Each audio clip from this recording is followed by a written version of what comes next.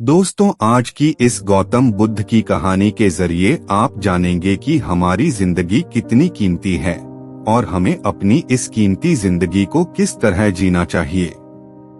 एक बार की बात है, गौतम बुद्ध अपने शिष्यों को जिंदगी से जुड़ी अच्छी बुरी चीजों का ज्ञान दे रहे थे। सभी शिष्य उनकी बातों को बहुत ध्यान से सुन रहे थे। उन सभी में एक शिष्य ऐसा था जिसे प्रश्न पूछने की बहुत आदत थी। वो उठकर गौतम बुद्ध के पास गया और उनसे बोला, आप हमें जिंदगी के बारे में जो कुछ सिखा रहे हैं उन सब का क्या फायदा, क्योंकि हम में से बहुत से बच्चों को ये भी नहीं पता कि हमारे जीवन का मूल्य क्या है और ये जीवन हमारे लिए कितना कीमती है। पहले आप हमें ये बताइए कि इस जीवन का मूल्य क्या है। अपने शिष्य की बात सुनकर गौतम बुद्ध अपने कक्ष में गए और एक चमकता हुआ पत्थर का टुकड़ा लेकर आए। वो टुकड़ा उन्होंने अपने शिष्य को दिया और बोले, मैं तुम्हें इस जीवन का मूल्य तब बताऊंगा जब तुम इस पत्थर का सही मूल्य पता लगाकर आओगे। साथ ही ये ध्यान रखना कि तुम्हें ये पत्थर का टुकड़ा किसी को बेचना नहीं है। गौतम बुद्ध की बात मानकर वो शिष्य बाजार की तरफ चला गया। बाजार में सबसे पहले उसकी नजर एक फल बेचने वाले पर पड़ी और उसने वो पत्थर उस फल वाले को दिखाया और बोला, इस पत्थर के बदले आप मुझे कितने फल दे सकते हो। फल वाला बोला, ये पत्थर कुछ खास तो नहीं है, लेकिन फिर भी इसके बदले में तुम्हें 10 केले दे सकता हूँ। वो शिष्य उस पत्थर को लेकर आगे चला गया। फिर उसे एक सब्जी वाला मिला। शिष्य ने उस सब्जी वाले से उस पत्थर की कीमत पूछी। सब्जी वाले ने उस पत्थर को ध्यान से देखा और बोला, इस पत्थर की कीमत के बदले में तुम्हें ज्यादा से ज्यादा 1 बोरी भरकर सब्जियां दे सकता हूँ। इसके बाद वो शिष्य उस पत्थर को लेकर एक सोने के व्यापारी के पास गया। उस पत्थर की टुकड़े की चमक देखते ही उस सुनार ने उसकी कीमत 100 सोने के सिक्के लगाई। शिष्य ने वो टुकड़ा बेचने से मना किया तो वो सुनार उसके बदले 200 सोने के सिक्के देने को भी राजी हो गया, लेकिन शिष्य ने वो पत्थर नहीं बेचा। इसके बाद वो शिष्य एक हीरों के व्यापारी के पास गया और उनके सामने उसने वो पत्थर के टुकड़े को रख दिया।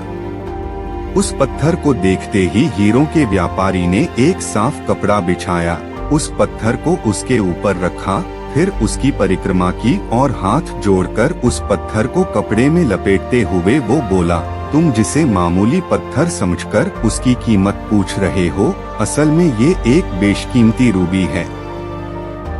ऐसा रूबी हर किसी को नहीं मिलता। मैं अगर अपना सब कुछ बेच भी दूं तो भी इसकी कीमत नहीं चुका सकता। उस व्यापारी की बातें सुनकर वो शिष्य हैरान हो गया। वो दौड़ा दौड़ा सीधा महात्मा बुद्ध के पास आया और उन्हें उसने जो कुछ भी बाजार में हुआ वो सब बताया। उसकी अचरज भरी बातें सुनकर गौतम बुद्ध बोले, तुम्हारे सवाल का जवाब इस रूबी की कीमत में ही छिपा है।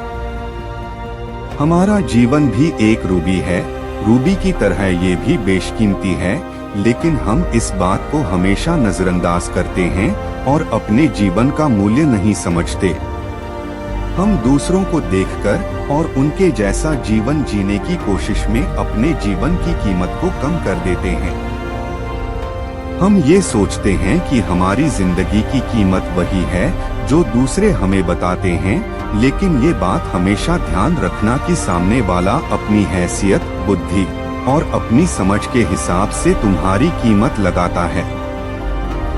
जिंदगी सिर्फ एक बार मिलती है, इसलिए इसको बर्बाद ना करें। अपनी जिंदगी को उतना ही कीमती समझें जितना कीमती आप अपने धन दौलत को समझते हैं।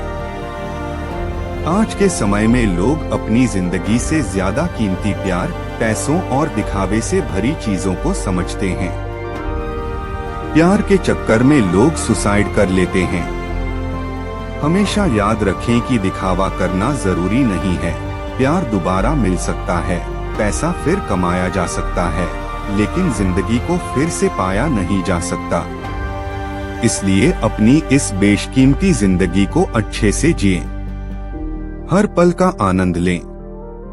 हमारा जीवन एक रूबी है और ये बेशकीमती है। मुझे आशा है कि यह कहानी आपको जीवन में कुछ अच्छा करने के लिए प्रेरित करेगी। अगर आपको यह कहानी पसंद आई हो तो अपने दोस्तों के साथ भी शेयर करें और हम आगे भी ऐसे ही मोटिवेशनल कहानियां लाते रहेंगे। हाँ, एक और बात, अगर आपने हमारे चैनल को सब्सक्राइब नहीं किया है तो अभी सब्सक्राइब कर लें। धन्यवाद।